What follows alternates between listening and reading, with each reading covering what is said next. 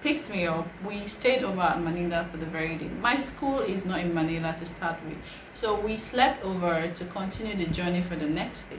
So the next day we went to the bus terminal and then we took a bus. Oh, that seems like it's cool. I mean, it's Obodoyibo after all.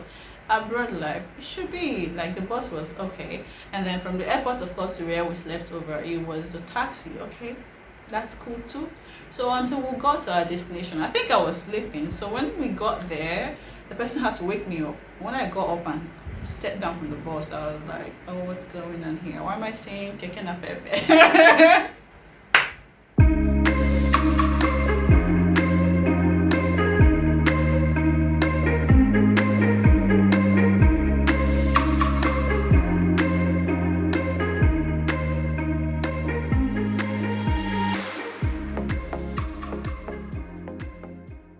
Welcome back to my YouTube channel. If you're new to this channel, my name is Machi, and in this channel I talk about my lifestyle journey so far in this country. I talk about trending topics. I have some cooking sessions sometimes and interviews with my friends where we'll also discuss about our experiences and some other fascinating topics, as well as get ready with me moments, travel vlogs and shopping vlogs. So yes, if you've not subscribed, please do so right now, and if you've already subscribed, thank you for doing so. And in today's episode, I'm going to be discussing the cultural shocks that I've experienced in this country. Yes, I've been in this country for quite some time now. I'd say 4 years and counting. So I believe I'm old enough, or I've lived here enough to actually delve into this very discuss, sharing my experiences. So yeah, let's get right down into what today's topic is all about: the cultural shocks in the Philippines. The first cultural shock I experienced in this country is the climate. Yes, the weather condition of this country is blazing hot. I did not expect it at all. As a matter of fact, on the last day, the night before the day of my flight, I was actually bothered that I couldn't get a thick enough cardigan for the weather. You know, Obodoyibo abroad. I didn't do much research about the country actually. So yeah, I felt that it's going to be a cold condition, possibly snow. Snow, oh yeah. So I was really kind of bothered and concerned that I don't have a thick enough cardigan. The one I had was not thick enough, so how am I going to cope, right? But I felt okay, when I get here I'll then get another one. So when I came here, I discovered that the weather is blazing hot. I mean, I don't even know the difference between the more seasons and then the summer, aside from when it rains like that and then there is typhoon. But mostly the country here is hot. Yeah, so if you have intentions of coming into the Philippines, just know that it's hot. There are some cities that are cold. I know of Baguio for sure. It's a city that is quite cold, but it's cold all season. But generally, when you talk about Philippine weather, it's tropically hot. It's quite hot, so that's just it. And that's the first cultural shock. The second cultural shock that I experienced in the country here is the means of transportation. Yeah, that's true. The day I came into the country, obviously you're going to enter from the airport, which is Nino Aquino Airport there in Manila.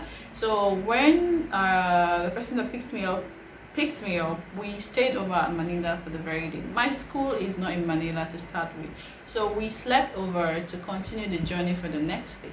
So the next day we went to the bus terminal and then we took a bus. Oh, that seems like it's cool. I mean, it's Obodoyibo after all. Abroad life, it should be like the bus was okay. And then from the airport, of course, to where we slept over, it was the taxi. Okay, that's cool too. So until we got to our destination, I think I was sleeping. So when we got there, the person had to wake me up. When I got up and stepped down from the bus, I was like, oh, what's going on here? Why am I saying keke na pepe?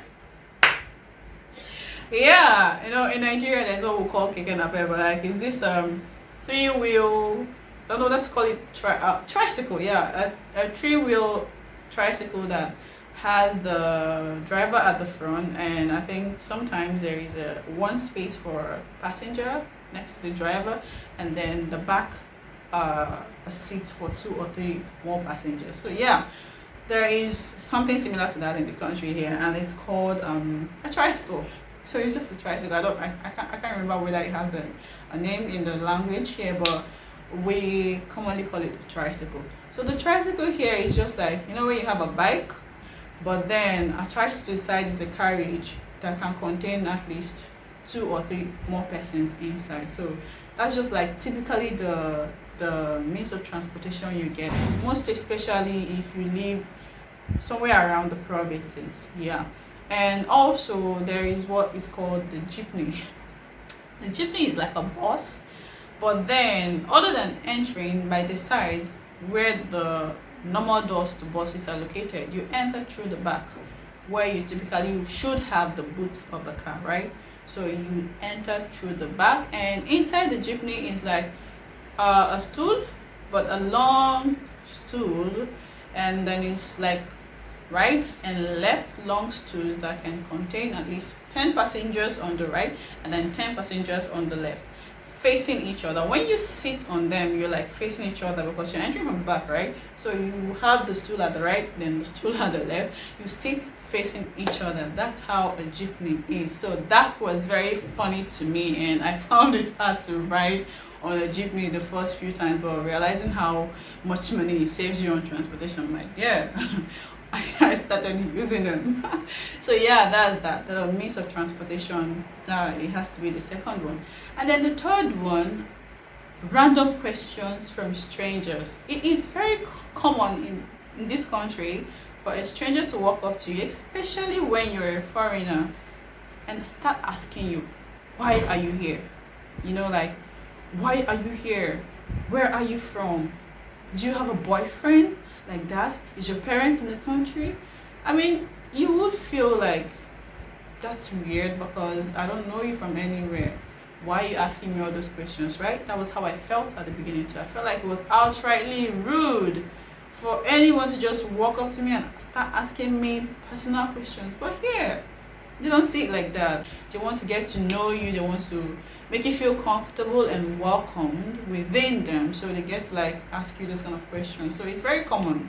It's very common for a Filipino to walk up to you and ask you, do you have a boyfriend? Why are you here? Is your parents here? Where are you from? And all that kind of a thing. And sometimes most people ask that just to weigh your pocket, you know, like to know your your kind of level in life and all that, because they get to ask you, oh, do you stay in a dormitory or you live in an apartment?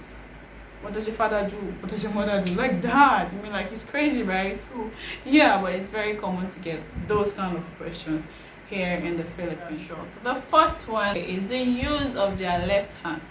In this country, Philippines, it's very common for them to use their left hand to do anything and everything. Eating, giving you something, whatever, you know, like the way you use your right hand is the same way your left hand is valued. Unlike back home in Nigeria, you know, you dare not do that. Give your elder something with your left hand, or even anybody, even the kids will feel like, no, you don't give me something with your left. Use your right hand. So that kind of a thing, you know, cultural shock. This is out of it because it's not there. Like, it's not something that I'm used to back home. But then you come here, they give you things with your left like that, like it's nothing. And I think that's one thing that I might have a problem with when I leave this country, trying to adjust, because now I'm also used to using my left hand to pass people things like that. So yeah, that's the fourth cultural shock. Now the fifth cultural shock I'll say is the pageant lifestyle of this country. Pageantry is taken very serious in the Philippines. You notice it because it's there in every level.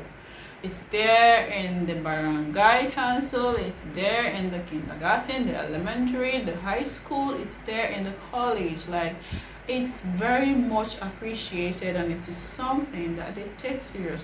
No wonder the country is always coming top at the Miss Universe pageant and other pageantries. So yes, it is something that they celebrate and they take very serious. I myself have benefited from pageantry and started from school, and now part-time modeling also.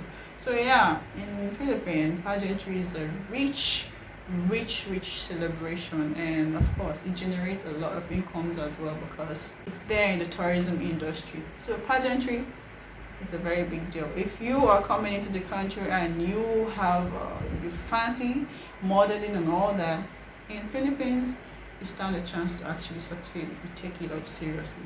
So yeah, that's that. And foreigners are given opportunities as well to enter into the world of pageant or even modeling in the country. So you're welcome in advance. Okay, so the next one is the resort wealth. Resort wealth, when I say resort wealth, I mean places that you can go for staycations and all that, sleepover, hotels kind of, but then leisure environment added to it, the serene, like the beauty of it, the landscape and all that. Resort is very common here in the Philippines, guys. It's on your left, it's on your right. In one city alone you can have up to 4 or 5 resorts.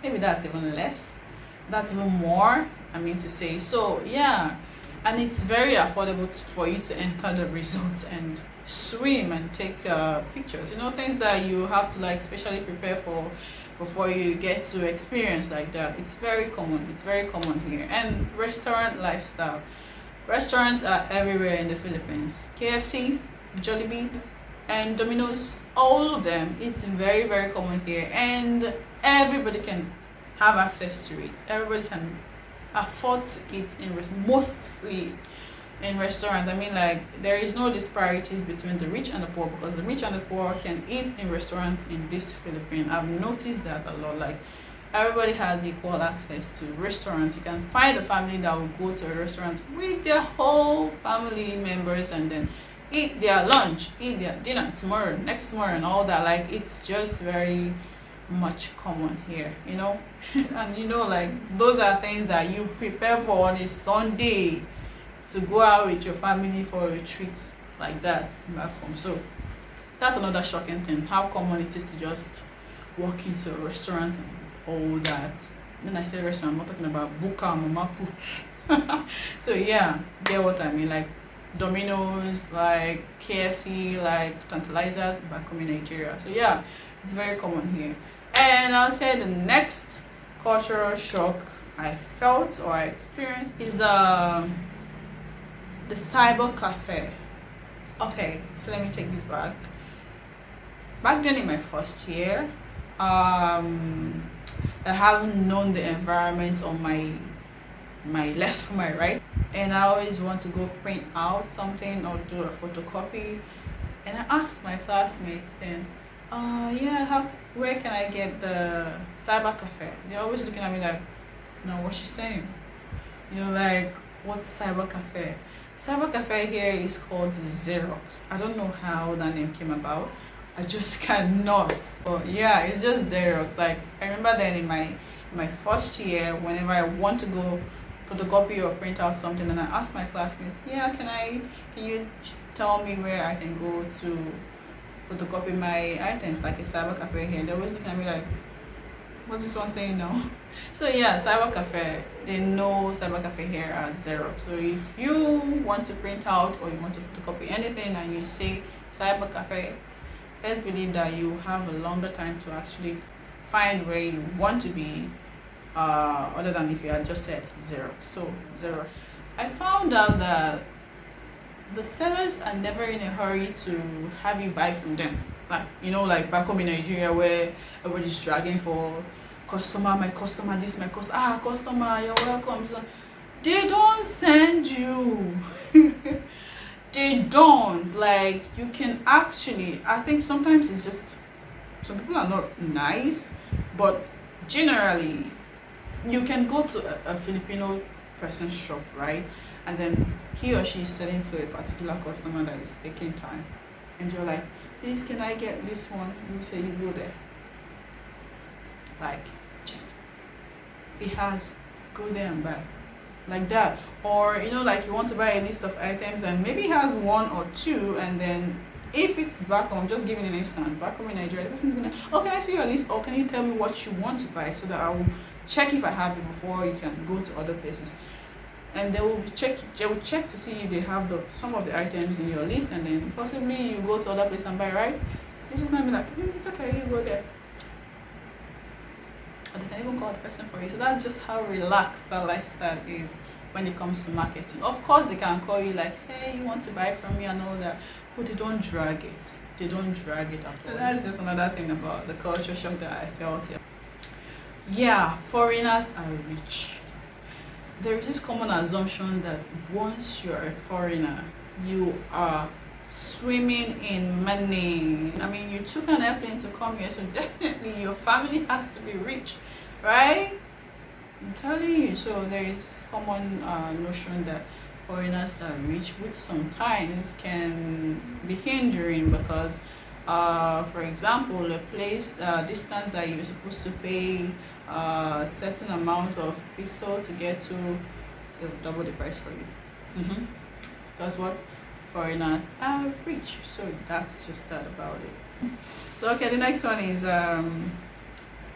telling you to wait with doing waka like this.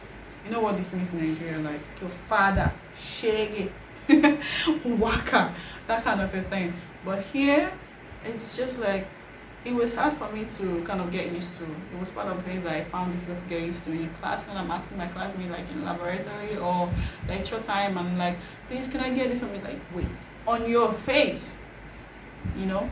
So I'm like, why are you doing that? That's rude. Why I didn't like, I had to come to the terms that they did not mean to be rude. They're just like trying to tell you to hold on, I'm getting back to you, that kind of thing. So yeah, it's like, wait. It's very common here too. And last but not the least, the culture shock that I felt in this country, I think I'm gonna tag this section 1 because of course there are so many others, and when I get them together I will have to definitely do section 2. That's if you guys love this one and would like to see part 2 of it. So the last but not the least in the cultural shocks that I felt in this country so far is staring at you right in the eye, dead in the eye. You know, like back home when you be looking at somebody, you sneaking and look at somebody and then the person looks at you and like,